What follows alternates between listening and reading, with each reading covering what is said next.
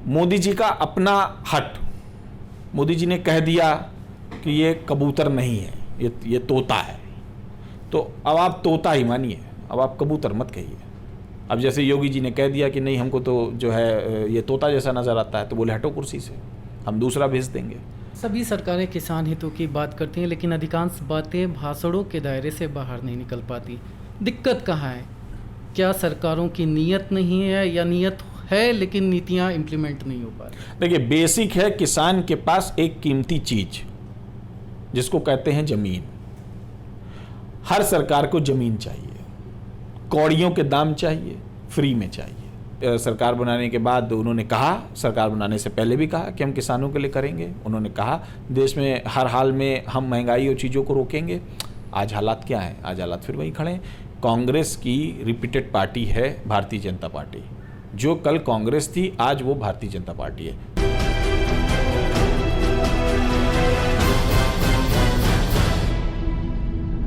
नमस्कार, सुदीप्त नाम है मेरा और आप देख रहे हैं द लोकतंत्र। किसानों के मुद्दों पर जो गतिरोध चल रहा है सरकार और किसानों के बीच, वो थमने का नाम नहीं ले रहा है। सरकार बात नहीं कर रही है, किसान अपनी मांगों पे अड़े हुए हैं। वहीं उत्तर प्रदेश में राष्ट्रीय किसान मंच सभी 403 सीटों पर चुनाव लड़ने के लिए ऐलान कर चुका है। इसी संदर्भ में हमारे साथ राष्ट्रीय किसान मंच के राष्ट्रीय अध्यक्ष शेखर दीक्षित जी मौजूद हैं। चलिए हम उन्हीं से समझते हैं कि किन मुद्दों को लेकर वो चुनाव लड़ेंगे, कितनी सीटें रहेंगी, क्या कुछ फार्मूला उन्होंने तय किया है। बहुत बहुत स्वागत है सर आपका। जी नमस्कार। हम लोग 403 सीटों पर उत्तर प्रदेश के पूर्ण चुनाव लड़ना चाहते हैं, और ऐसा इसलिए भी सोचा गया कि आप देख रहे हैं कि पिछले 7 महीने से अधिक हो जाने पर भी किसानों की बात सरकार मानने को तैयार नहीं है। किसान बिल में जो त्रुटियां हैं उनको भी सरकार दूर करने को तैयार नहीं है। वो सिर्फ भाषण की तरह उसको प्रयोग कर रही है, और उसके जो भी नुमाइंदे आगे आते हैं या कृषि मंत्री तोमर जी आगे आते हैं, वो सिर्फ बातें करते हैं, काम कोई भी नहीं करते हैं। ये तो एक बिंदु है। अब आप पहले जाइए तो आप ये देखेंगे कि स्वामीनाथन कमेटी रिपोर्ट जब आई तो भारतीय जनता पार्टी ने बड़ा बढ़ चढ़ के कहा था कि इसको लागू होना चाहिए। उसके बाद जब बहुत जगह भूमि अधिग्रहण को लेकर समस्याएं हुई, तब भारतीय जनता पार्टी ने लगातार इसको लेके कहा कि स्वामीनाथन कमेटी की रिपोर्ट जो है वो लगनी चाहिए, लागू होनी चाहिए। किसानों को समस्या है, किसानों को उनका फसल का सही मूल्य नहीं मिलता है। लेकिन जब सत्ता में आई तो क्या किया? ये सेकंड टाइम मोदी जी प्रधानमंत्री हैं। ऐसा नहीं है कि अभी अभी आए हैं और अभी अभी हमने कोई मांग रख दी है या हम बात कर रहे हैं। हमने पूरा 5 साल उनको देखा कि वो करेंगे, हो सकता है करेंगे, हो सकता है करेंगे। 5 साल में उन्होंने किसानों के लिए ऐसा कुछ नहीं किया जो ज़मीनी और तौर पे उनको मजबूत करता। उनको सम्मान निधि दे देना, उनको सब्सिडी बंद कर देना, या उनको कर्जा माफ़ कर देना, ये किसी समस्या का समाधान नहीं है। ये बात बिल्कुल मैं जिम्मेदारी से कह रहा हूँ कि ये किसी समस्या का समाधान नहीं है। किसान की समस्या का समाधान है उसकी फसल का उसको सही मूल्य मिले। मज़दूर की समस्या का समाधान है कि उसकी मेहनत का उसको सही मेहनताना मिले। ये समाधान नहीं है कि आप 10 साल में एक बार उसको किसी चीज़ की छूट दे देंगे या उसके कार का या बिजली का लोन माफ़ कर देंगे। ये उससे उसके परिवार का कोई फ़र्क नहीं पड़ने वाला है। दूसरी बात ये है कि कृषि प्रधान देश है, और कृषि प्रधान देश होने के साथ साथ आप जब देखेंगे कि पिछले 15 सालों में मज़दूरों की संख्या बहुत बढ़ी, खेतिहर मज़दूरों की संख्या बहुत बढ़ी। जो मंझोले किसान थे वो टूट गए, उन्होंने अपनी ज़मीन छोड़ी या ज़मीन किसी न किसी तरीके से दूसरों के हाथ में चली गई, तब वो भी मज़दूरी के रास्ते पे आ गए। आज जिस मजदूरी के रास्ते पर वो बढ़ते जा रहे हैं और किसानों की ज़मीन कम होती जा रही है, उसका सलूशन सरकार के पास कुछ नहीं है। शहर में जो बच्चे महंगी पढ़ाइयाँ करके आगे आ रहे हैं, सरकार के पास जब उनको रोज़गार देने के लिए कोई फार्मूला नहीं है, तो किसानों के जो बच्चे, मज़दूरों के जो बच्चे बिना किसानी और बिना किसी मेहनत का चीज़ों को लिए जब बैक होंगे तो फिर या अलग होंगे, तो उनके लिए सरकार के पास कौन सा रोड मैप है? ऐसा कोई रोड मैप नहीं है। लगभग मुझे 20 साल होने को आ रहा है। मैं किसानों की सेवा में काम करता रहता है। मैं लगातार सभी से कहता हूँ तो अब मुझे जाके ये लगा कि बार बार ये कहना कि आप हमें इंसाफ दे दो, आप हमें इंसाफ दे दो, आप हमें इंसाफ दे दो, ये कोई तरीका नहीं है। लंबे समय तक हम जाति की समस्याओं से जूझते रहे, जाति की समस्याओं में वोट करते रहे, फिर हम धर्म की समस्याओं से जूझते रहे, हमारे धर्म संकट में हम वोट करते रहे। पेट की समस्या से अभी तक कोई जूझा नहीं है, पेट की समस्या के लिए किसी ने अभी वोट नहीं किया है। तो इसलिए किसानों के पास उनका एक फोरम होना चाहिए जो सरकार पे दबाव बनाने के साथ साथ संसद में और विधानसभा में प्रतिनिधित्व भी करे, और जो ईमानदारी से प्रतिनिधित्व करे, जो किसी और के साथ ना जाए। इसलिए एक पार्टी बनाना भी ज़रूरी है और किसानों का चुनाव लड़ना भी ज़रूरी है। मतलब किसानों का भरोसा सरकार पर से उठ गया और इसलिए वो प्रतिनिधित्व की सोच रहे हैं। बिल्कुल ठीक बात है। हमारा लगभग 40 से अधिक किसान संगठनों से वार्ता हुई। हमने बहुत सारे उत्तर प्रदेश और उत्तर प्रदेश के बाहर के किसान संगठनों से भी बात करी। जो बात समझ में आई, वो बात यही समझ में आई कि चुनाव के समय हमको तरह तरह के फॉर्मूले दे के फंसाया जाता है और चुनाव के बाद 5 साल हमको दौड़ाया जाता है। इससे हमारा कौन सा विकास?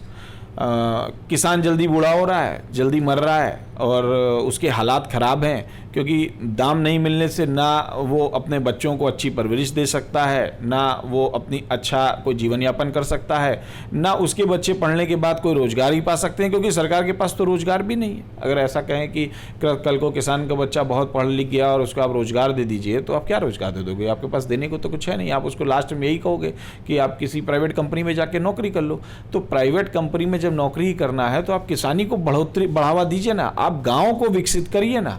आप क्योटो की बात करते हैं, आप जापान की बात करते हैं, आप जापान की किसानी क्यों नहीं सीखते हैं? आप जापान के गाँव के बारे में क्यों नहीं सीखते हैं? आप ये क्यों नहीं सीखते हैं कि जापान ने किसानी में, कृषि में कितनी तरक्की की, आज वहाँ का गाँव कितना समृद्ध है? इस चीज़ को आप क्यों नहीं देखते हैं?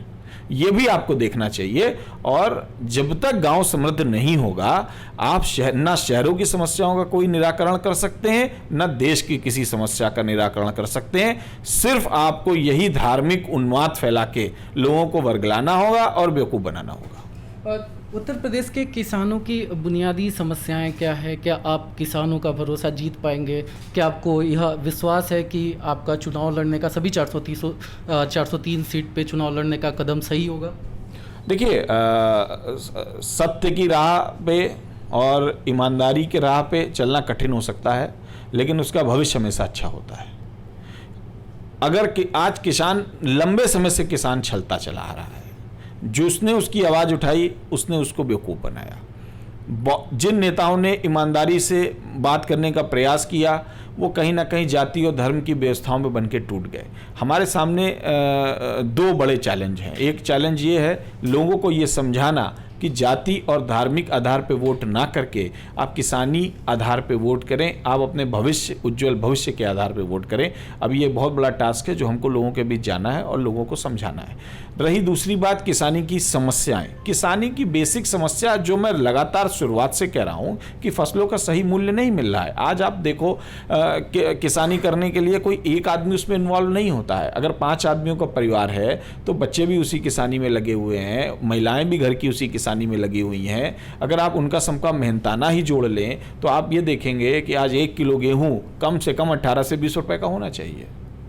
अगर 20 रुपए का होना चाहिए तो 1 कुंटल कितने रुपए का होना चाहिए? क्या आप जो उसका दाम दे रहे हैं वो दाम सही है? क्या आप 1700 रुपए की खरीद करके आप मोटा मोटा आप ये समझिए कि 35,000 का उसको बेच रहे हैं? क्या ये मार्जिन सही है? आप 1 रुपए का टमाटर खरीद के बाजार में 20 रुपए का टमाटर बिक रहा है। क्या ये सरकार को दिख नहीं रहा है? क्या मंडी व्यवस्था या बिचौलिया व्यवस्था इस पे हावी होती नहीं दिख रही है? सरकार के पास इसका कोई उपाय नहीं है क्या? नाबार्ड काम कर रहा है, नाबार्ड फूड प्रोसेसिंग के लिए FPO बनाता जा रहा है। FPO काम क्या कर रहे हैं? सरकार एड दे रही है, मदद दे रही है, वो मदद नीचे ख़त्म हो जा रही है। अधिकारियों के भ्रष्टाचार का एक ज़बरदस्त जंजाल है, उसके नीचे कोई भी आदमी पनपना नहीं चाहता है। तो इस सहारे मुझे नहीं लगता कि देश की जो कृषि व्यवस्था है उसमें कोई बदलाव आएगा। किसानों के पास बेसिक समस्या जो है, पहला कि उसके पास पूंजी नहीं है, क्योंकि हर बार वो घाटे की खेती करता है। घाटे की खेती करने की वजह से वो या तो साहूकारों के कर्ज के बोझ तले दबा होता है, या किसान के किसी जो केसीसी बनाते हैं उसके बोझ के तले दबा होता है। उसकी ज़मीन सरकार वैसे ही बंधक बना के आज की डेट में रखे हुए है। वो उससे कमा क्या रहा है? वो बस जिंदा है, और वो जिंदा रहने को ही बहुत बड़ी उपलब्धि मान रहा है। अभी उसको पता ही नहीं है कि दुनिया में और भी आयाम है, और भी खुशहाली है, समृद्धि है, और भी बड़ी संस्कृति है। सिर्फ हम संस्कृति की बात करते हैं, बेसिक उस पर नहीं जाते हैं। और इसलिए मुझे लगता है कि अभी किसान ने एक्चुअल जो किसानी का मज़ा है वो चखा ही नहीं है। अगर वो चखेगा तो मैं निश्चित कह सकता हूँ कि देश में किसान के सिवा दोबारा कोई बात नहीं होगी। किसान मानसून सत्र में संसद के बाहर बैठने की तैयारी कर रहे हैं। राष्ट्रीय किसान मंच की योजना क्या होगी? देखिए, हमने समर्थन किया था। हमने ये कहा था कि अगर किस कृषि बिल में बहुत सारी समस्याएं हैं तो इनको रोक देना चाहिए। हमने कहा था कि अगर उसमें पूंजीपतियों के लिए ज़्यादा ऑप्शंस खुले हैं और किसानों के लिए ऑप्शंस नहीं खुले हैं तो इस पर सरकार को बात करनी चाहिए। और रही संसद पे बैठने की बात, लाल किला घेरने की बात, आप जब हमारी बात लोकतंत्र में नहीं मानेंगे तो हम भी स्वतंत्र हैं आपको मनवाने के लिए। तो आज संसद भी घेराव करेंगे, कल विधानसभा का भी घेराव करेंगे। आप नहीं मानेंगे तो लगातार ये गतिरोध चलता रहेगा और आपको इसका जवाब देना पड़ेगा। आप ये सोचें कि अन्य मामलों की तरह आप इसको टालते रहेंगे या भाजपा इस पर संज्ञान नहीं लेगी और लोग इसको भूल जाएंगे। देखिए, किसान के साथ ऐसा नहीं है। जब हम कड़कती धूप में और बहुत ठिठुरती ठंड में भी अपना काम कर लेते हैं तो हमें नहीं लगता कि हम सरकार से पीछे हट जाएंगे। हम सरकार से हर कीमत पर लड़ेंगे और हमारे हित में जो है उसको हम लेके रहेंगे। एक सवाल, 403 विधानसभा पे आप चुनाव लड़ने की बात कर रहे हैं। ये उत्तर प्रदेश काफ़ी बड़ा क्षेत्र है। क्या तैयारियां चल रही हैं? क्या रोड मैप है? और क्या आपको नहीं लगता कि इतने बड़े क्षेत्र में इतने कम समय में चुनाव लड़ने का ऐलान आपके लिए आत्मघाती होगा? देखिए, आत्मघाती व्यवस्था पे तो किसान पहले से ही बैठा हुआ है। आत्महत्या तो वो रोज कर ही रहा है। हमारा कोई ना कोई परिवार का बच्चा रोज कोई ना कोई आत्महत्या करता है और मृत्यु का चुनाव करता है। विकल्प क्या है? विकल्प यही है कि आप चुनाव लड़िए, आप एक मूवमेंट खड़ा करिए जिसमें आपके लोग ये बता सकें कि हम इस व्यवस्था के साथ नहीं हैं, हम जाति और धार्मिक व्यवस्थाओं के साथ नहीं हैं, हम देश में विकास की व्यवस्थाओं के साथ हैं। और रही 403 सीटों पे चुनाव लड़ने की बात, तो हम लोग काफ़ी टाइम से काम कर रहे हैं। लगभग हर ज़िले में हम सक्रिय हैं, हर ज़िले में हमारी टीम बनी हुई है। हम और भी जितने किसान संगठन हैं उनसे बातचीत कर रहे हैं। जहां हम कमज़ोर हैं वहां भी हम बातचीत कर रहे हैं और हम सबको जोड़ के एक नई यूनिट हर हाल में बना लेंगे और हम जो है 403 की 403 विधानसभा चुनाव लड़ लेंगे। किसान कानून के कुछ पहलुओं पे आप सहमत हैं, कुछ पे असहमत हैं। किसान अड़े हुए हैं कि नहीं, यह कानून वापस लेना चाहिए। बातचीत का रास्ता नहीं निकल पा रहा है, तो दिक्कत कहाँ आ रही है? देखिए, बातचीत का रास्ता सरकार की वजह से नहीं निकल पा रहा है। बातचीत का रास्ता सरकार के अपनी नीतियों की वजह से नहीं निकल पा रहा है। बेसिक नीति ये है कि किसान बिल के नाम पर बहुत सारा फंड विदेशों से लिया गया है। किसान बिल के माध्यम से बहुत सारा पैसा लगवाया जा चुका है। आज उनके जो चहेते पूंजीपति हैं, अडानी अंबानी जैसे लोग बहुत सारा अपना पैसा खपा चुके हैं। वो अपने दोस्तों को क्या जवाब दें? बेसिक समस्या सिर्फ इतनी है कि वो दोस्तों को क्या जवाब दें कि जो पैसा हमने फंसवा दिया है उसका हम क्या करें, वो पैसा वापस कैसे दें। अब उनके पास तो कोई कैलकुलेशन है नहीं पैसा वापस देने की। अब इतने बड़े बड़े भारतीय जनता पार्टी कार्यालय बनवा रही है, इतने बड़े बड़े महल खड़े कर रही है, इतनी संपत्तियां खड़ी कर रही है, कहीं से तो पैसा आ रहा होगा ना। तो पैसा आने का कोई स्रोत तो होगा ना। ठीक है, राजनीतिक पार्टियों का स्रोत बताया नहीं जाता है, आप स्वतंत्र हैं इस देश में, लेकिन आपके पास इतना अकूत पैसा आ रहा है कि आप हर जगह फैलते जा रहे हैं। हर जगह आप अरबों रुपया चुनाव में बहा रहे हैं। आप कोविड के दौरान भी अरबों रुपया चुनाव में बहा रहे हैं। आप दूसरे देशों से कर्जा ले रहे हैं, लेकिन चुनाव के दौरान आप पानी की तरह पैसा बहा रहे हैं। पैसा कहाँ से आ रहा है? पैसा तो वही पूंजीपति दे रहे हैं ना। तो जब उन्हीं पूंजीपतियों से पैसा लेना है तो उनका कहीं बात तो माननी पड़ेगी। ये एक समस्या है। दूसरी समस्या ये है कि मोदी जी का अपना हट, मोदी जी ने कह दिया कि ये कबूतर नहीं है, ये तोता है। तो अब आप तोता ही मानिए, अब आप कबूतर मत कहिए। अब जैसे योगी जी ने कह दिया कि नहीं हमको तो जो है ये तोता जैसा नज़र आता है, तो बोले हटो कुर्सी से, हम दूसरा भेज देंगे। नहीं हटा पाए, समस्या में फंस गए, अंदरूनी हो गया। तो ये पुरानी समस्या है। रात में आना, अब आप नोटबंदी के समय देखिए, आना, अपनी बात को अड़त के कहना कि ऐसा ही करना है। आप किसी भी मुद्दे पे आप समझ लीजिए, उनको लगता है कि जो वो कर रहे हैं वो देशहित है और जो वो बोल रहे हैं वही सही है, जबकि लोकतंत्र में सभी को साथ लेके चलना चाहिए, सभी की बात सुननी चाहिए। उन्होंने किसी से मीटिंग नहीं करी, उन्होंने अपने सांसदों से मीटिंग नहीं करी, अपने लोगों से मीटिंग नहीं करी, विपक्ष की तो बात ही आप छोड़ दीजिए, और उन्होंने सीधे लाके बिल सामने रख दिया, बोला अब ये मैंने बिल बनाया और अब आपको इसको पास करना है। तो ये तरीका लोकतांत्रिक नहीं है, इसीलिए इनको भी दिक्कत है और किसान भी इसमें सहमत नहीं है पूरी तरीके से। सभी सरकारें किसान हितों की बात करती हैं, लेकिन अधिकांश बातें भाषणों के दायरे से बाहर नहीं निकल पाती। दिक्कत कहाँ है? क्या सरकारों की नीयत नहीं है, या नीयत है लेकिन नीतियाँ इम्प्लीमेंट नहीं हो पा रही? देखिए, बेसिक है, किसान के पास एक कीमती चीज जिसको कहते हैं जमीन। हर सरकार को जमीन चाहिए, कौड़ियों के दाम चाहिए, फ्री में चाहिए, उसका लैंड यूज चेंज करके उसको अरबों में बेचना है। सभी के साथ ऐसा ही है, इससे पहले जितनी आई सभी ने यही किया। उस जमीन को लेने के चक्कर में ये पूंजीपतियों से अपने हाथ मिलाते हैं, फिर किसानों को धोखा देते हैं, चुनाव के दौरान किए गए वादे भूल जाते हैं, और चूंकि लास्ट में फिर वही बात है कि आप लोकतंत्र है, 5 साल के लिए आ गए हैं, अब आप फिर इंतजार करिए। किसान इंतजार में बैठ जाता है।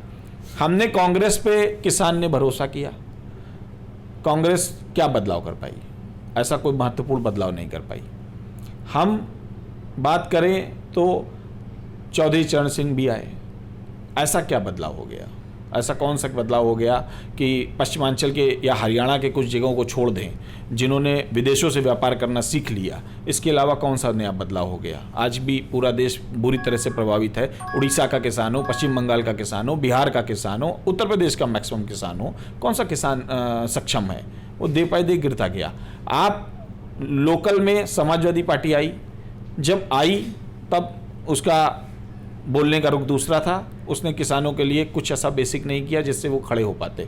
बहुजन समाजवादी पार्टी आई, उसने भी नहीं किया। कारण उनका वोट बैंक है मुस्लिम, यादव, क्षत्रिय, उनका वोट बैंक है दलित, ब्राह्मण, एक्सेट्रा या मुस्लिम। अब भाजपा का वोट बैंक है यूनाइटेड हिंदू।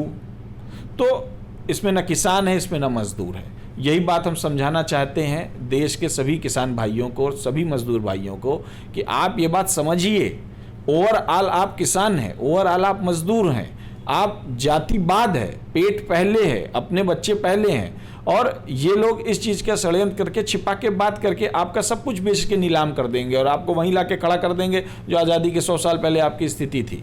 तो इसलिए मैं कह रहा हूँ कि लड़ने की ज़रूरत है, आवश्यकता है। इनमें से किसी ने कुछ नहीं किया और अभी भी कोई कुछ कहने को राज़ी नहीं है। कमाल की बात यह है, आप किसी से भी स्टेटमेंट ले लीजिए, वो ये कहेगा हाँ हम सब कर देंगे। अब आप उससे ये पूछिए कि पिछली बार सरकार में थे तो आपने क्यों नहीं किया, तो ये इसका आपको जवाब नहीं दे पाएगा। तो इसलिए ज़रूरत है किसान को, मजदूर को यूनाइट होके अलग से अपने लिए लड़ने की, अपनी बात कहने की, तब जाकर शायद इनको समझ में आएगा।